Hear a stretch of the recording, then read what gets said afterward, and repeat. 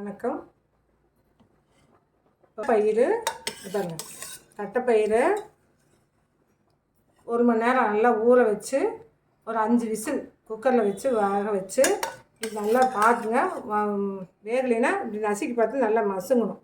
மாவு மாதிரி பாருங்க நசுங்குதா, இந்த மாதிரி நசுங்கணும். இல்லைன்னா மறுபடியும் கொஞ்சம் நேரம் அடுப்பில் வச்சு நல்லா ஒரு 2 விசில் விடுங்க. ஒவ்வொரு பயிர் ஒவ்வொரு மாதிரி இருக்கும், அதனால் சொன்னேன். இப்போ இது வந்து நல்லா 1 மணி நேரம் ஊறுது, நல்லா இப்படி வெந்து போச்சு, மாவு மாதிரி வெந்துடுச்சு. இப்போ இந்த தண்ணியை நம்ம வந்து இழுத்து வச்சுக்கலாம். இதில் வந்து ரசம் வச்சிடலாம். எப்போதும் மேலே பருப்பு தண்ணி ரசம் வைக்கிற மாதிரி இந்த தண்ணியில் வந்து கொஞ்சம் இழுத்துட்டு ரசம் வச்சுக்கலாம். இந்த பயிரையும் சொரக்காய், அப்புறம் கொஞ்சம் வெங்காயம், தக்காளி, சொரக்காய் இதை வச்சு நம்ம ஒரு குழம்பு வைக்கலாம். இந்த ரசத்தில் வந்து எப்படி ரசம் வைக்கிறதுன்னு பார்க்கணும். இதே தான் நார்மலாக பருப்பு தண்ணி ரசம் வைக்கிறீங்களா, அது மாதிரி இந்த தண்ணி வச்சு நீங்கள் ரசம் வைக்கணும். இதை வந்து என்ன பண்ணணும், இப்போ ஒரு வானலியில் அடுப்பு பற்ற வச்சு கொஞ்சம் எண்ணெய் ஊற்றிக்கணும். கொஞ்சமாக கடலைப்பருப்பு,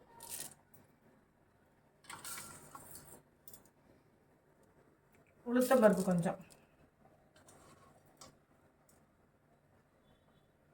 கொத்தமல்லி, மிளகு ஒரு 4 மிளகு, ஜீரகம்,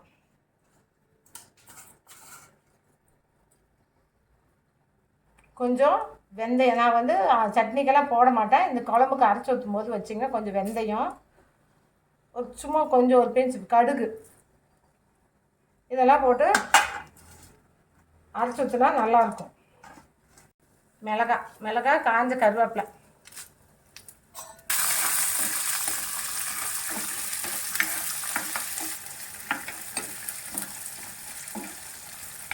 நாலு பல் பூண்டு, கொஞ்சம் வெங்காயம், கொஞ்சம்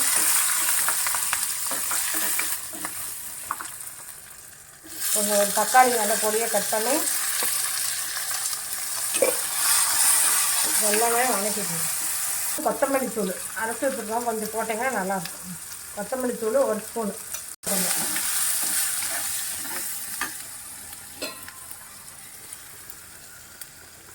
தேங்காய் அரைச்சிக்கணும்.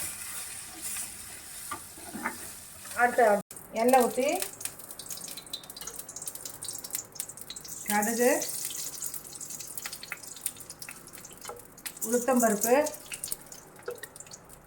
2 ஜீரகம், 2 வெந்தயம்,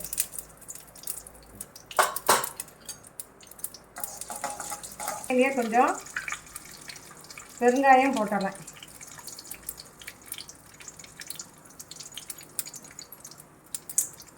இந்த தட்டைப்பயிறு குழம்புக்கெல்லாம் கொஞ்சம் பெருங்காயம் கம்பல்சரி போடுங்க. ஏன்னா கொஞ்சம் ஒவ்வொருத்தருக்கு கேஸ் பிடிச்சிக்கோம்பாங்க, அது பெருங்காயம் போட்டுக்கிட்டிங்கன்னா நல்லாயிருக்கும். வெங்காயம்,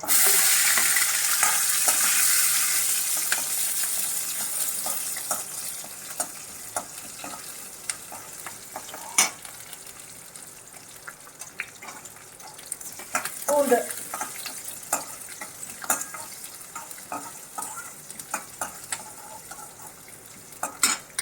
தக்காளி.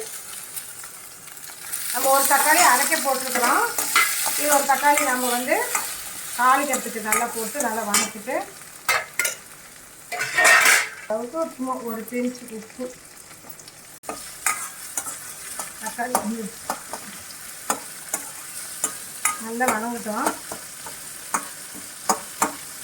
சொரக்காயும் எல்லாம் போட்டு நல்லா வதக்கணும்.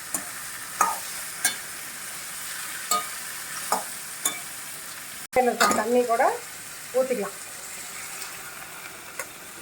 நல்லா வணங்கிட்டு அதுக்கப்புறமா நம்ம தட்டைப்பயிறு போட்டுக்கலாம்.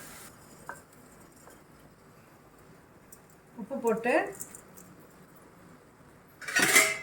மூடி வச்சிடலாம். வேறு கொஞ்சம் நேரம் வெந்துடுச்சு சொரக்காய். இந்த தட்டைப்பயிறு இதில் போட்டுக்கலாம்.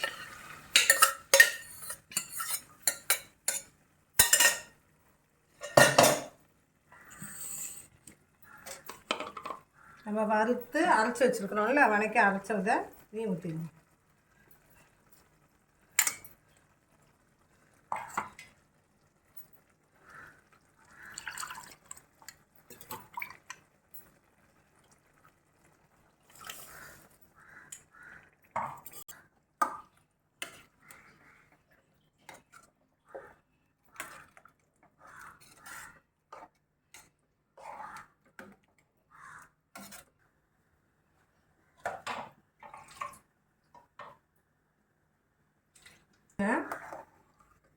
நல்லா கொஞ்சம் நேரம் இந்த தட்டைப்பயிறு அந்த அரைச்ச மசாலா இதெல்லாம் ஒரு கொதி வந்ததுக்கப்புறம் கடைசியாக கொஞ்சமாக புளி ஊற்றி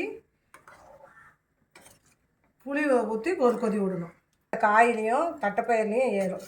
கொதிச்சிடுச்சு. புளி நல்லா ஓரளவுக்கு ஒரு பெரிய நெல்லிக்காய் அளவுக்கு நல்லா கொஞ்சம் கரைச்சி பாதி ரசத்துக்கு ஊற்றிட்டேன், பாதி இதில் ஊற்றுறேன் திக்காக.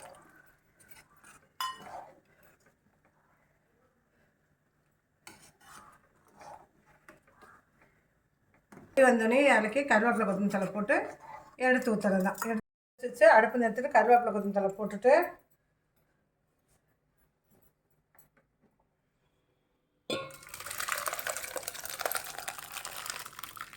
மணக்க தட்டைப்பயிர் சுரக்காய் குழம்பு இதுங்க ரெடி.